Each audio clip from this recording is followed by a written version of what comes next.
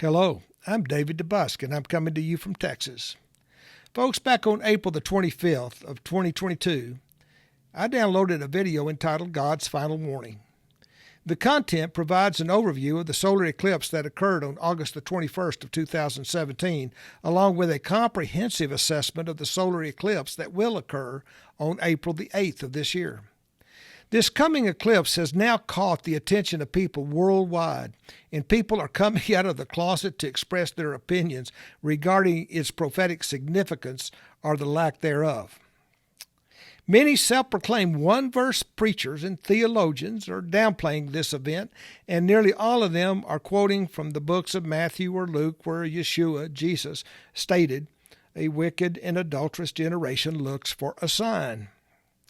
These people are taking Scripture totally out of context. The Pharisees and the Sadducees were wanting Yeshua to pull the proverbial rabbit out of the hat. They were seeking further verification outside the express design, the decree, and the will of God. What made their request even more offensive was the fact that God had already defined the appointed times, the sacred seasons, and He had validated them with His signs from heaven. We read in Isaiah 56, it says, "His watchmen are blind. They are without knowledge. They are dumb dogs that cannot bark, dreaming, laying down, loving to sleep. These dogs are greedy. They never have enough. They are shepherds without discernment. They say, 'Let's have some wine. Let's fill ourselves with strong drink. Tomorrow will be like today, only better.'"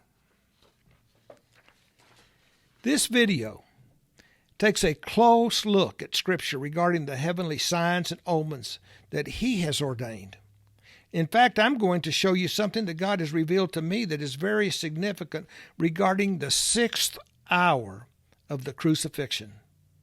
What you are about to see is eye-opening, and I pray that you will share it with everyone that you know. Now let me ask you, do you think that the April 8th eclipse is a sign from heaven? Please let me know your thoughts in the comments section below. And if you would, I would really like to know what country you're from. Shalom.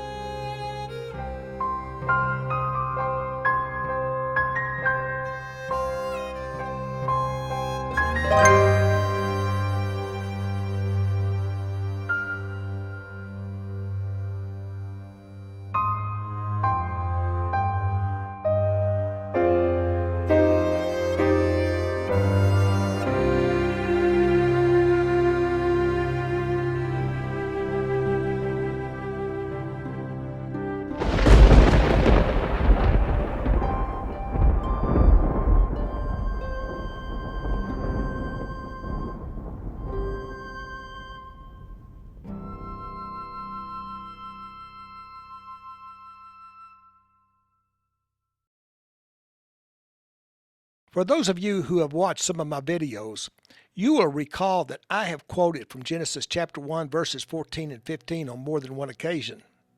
But it bears repeating in this video. It states, "Then Elohim said, 'Let there be lights in the expanse of the heavens, to separate the day from the night. They shall serve as signs, witnesses, omens, warnings, and for marking the appointed times, and for the days and the years. And they shall serve as lights in the expanse of the heavens, to give light upon the earth. And it was so.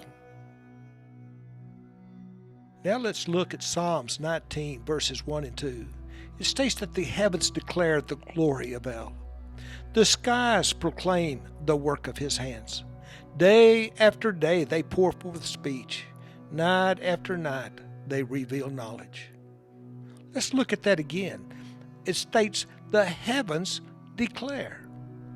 The skies proclaim. And it says that they, the heavens and the skies, they both pour forth speech. And they reveal knowledge. With respect to the eclipse of the sun, one should recall the ancient plagues that came upon Egypt. In chapter 10 of Exodus it states, "Then Yahweh said to Moshe, Stretch out your hand toward heaven, that there may be darkness over the land of Egypt, a darkness to be felt." Folks, this was the 9th and final warning. Then came after that the judgment, the 10th plague. We read in chapter 12 that at midnight on the 14th day of the first month that Yahweh went through the land, bringing judgment and death to all the firstborn of Egypt. Scripture states that there was a loud cry throughout Egypt, for there was not a house without someone dead. Now, when it comes to signs in the heavens decreed by God, we read in Matthew chapter 2, verses 1 and 2, "Now when Yeshua was born in Bethlehem of Yehudah, in the days of Herod the king, behold, there came Magi, wise men from the east to Jerusalem, saying, Where is he that is born King of the Jews? For we have seen his star in the east, and have come to fall down in allegiance before him, to worship him." In the 21st chapter of Luke, we read where Yeshua said that there will be violent earthquakes, and in various places famines, and deadly and devastating pestilences, plagues, epidemics, and there will be terrible sights and great signs from heaven. And then he states, "And there shall be signs in the sun and in the moon and in the stars, and upon the earth distress of nations and perplexity, the sea and the waves roaring, men's hearts failing them, fainting from terror for fear, and for looking after those things that are coming on the earth. For the power of heaven shall be shaken, and then shall you see the Son of Man coming in the cloud with power and great glory. And when these things begin to come to pass, then look up and lift up your heads, for your redemption draweth nigh." 2,000 years ago, on the 14th day of the first month, according to the Hebrew calendar, Yeshua was crucified in Jerusalem on the hill known as Golgotha, also known as the place of the skull. This was on Yahweh's decreed and set day of appointment, known as the Passover. It was on this hill that the fierce judgment and wrath of God was put on full display, with Yeshua being suspended between heaven and earth, suffering and dying to atone for the sins of his people. We are told in the book of Luke, in the 23rd chapter, that it was about the 6th hour, and there was darkness over all the earth until the 9th hour. Now notice, the 6th hour begins at 12 p.m. to 1 p.m., from noon to 1. And the 9th hour is from 3 to 4 p.m. Folks, as the April 8th eclipse begins to track across the United States, it will first cast its shadow in partial eclipse over the city of Eagle Pass, Texas at 12:10 p.m. Central Time, the biblical 6th hour. And it will continue to track to the northeast, and it will exit over the United States at Presque Isle, Maine, at 3:40 p.m. Central Time, the latter part of the biblical ninth hour. Back on February the 20th, I downloaded a video entitled 6, which reveals that the intervening time between the August 21st, 2017 eclipse until the April 8th eclipse is exactly 6 years, 6 months, 6 weeks, and 6 days. Now let me repeat that. On April the 8th, it will be 6 years, 6 months, 6 weeks, and 6 days since the August 21st, 2017 eclipse. And it will track across the United States beginning at the southern border city of Eagle Pass, Texas, at the start of the biblical 6th hour. And all of this is happening at or near the end of the 6,000 years since creation, also known as the 6th prophetic day. As I pointed out at the beginning of this video, there are many who are dismissing the prophetic significance of these astronomical events. They consider the alignment of the sun, moon, and the earth, coupled with the tracking, the timing, and the path of totality, to be mere coincidence and outside the purview of divine decree.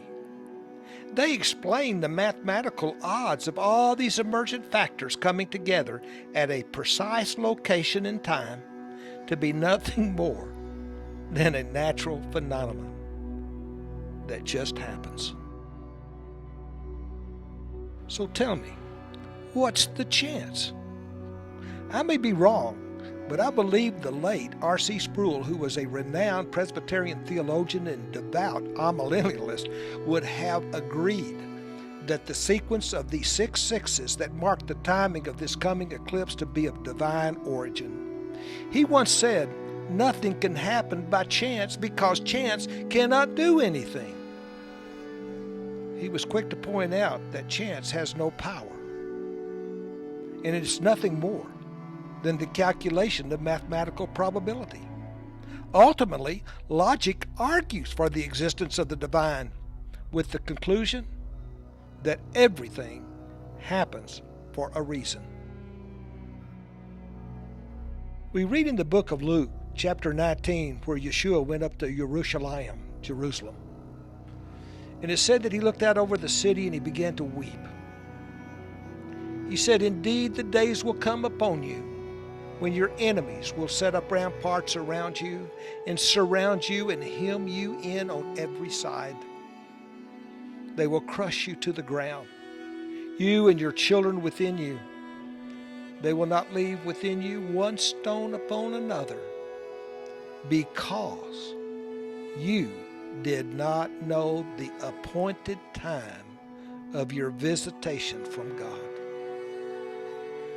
What a condemnation, because you did not know. We read in the 5th chapter of the book of Daniel about King Belshazzar, who made a great festival for 1,000 of the nobles within his kingdom. Drunk with wine, he threw caution to the wind and commanded that the holy vessels that had been taken from the temple in Jerusalem by his father Nebuchadnezzar be brought to the festival so that the nobles, his wives, and his concubines could drink from them. And in doing so, they praised the gods of gold, silver, bronze, iron, wood, and stone. At that very moment, the fingers of a man's hand appeared and began to write on the plaster wall of the banquet hall. Belshazzar, his face turned pale, and he was terrified as he looked on in fear. He summoned the magicians, the astrologers, and diviners to read and interpret the meaning of the words that were written on the wall, but none could read or understand their meaning. It is said that the queen came forward, telling the king, "There is a man in your kingdom by the name of Daniel, who is known to have great insight, wisdom, understanding, and possesses the ability to interpret the meaning of those words." To make the story short, Daniel was brought before the king. He looked at the writing, and then he turned to the king and said, "This is the inscription that is written. Mene, mene, tekel, parsin."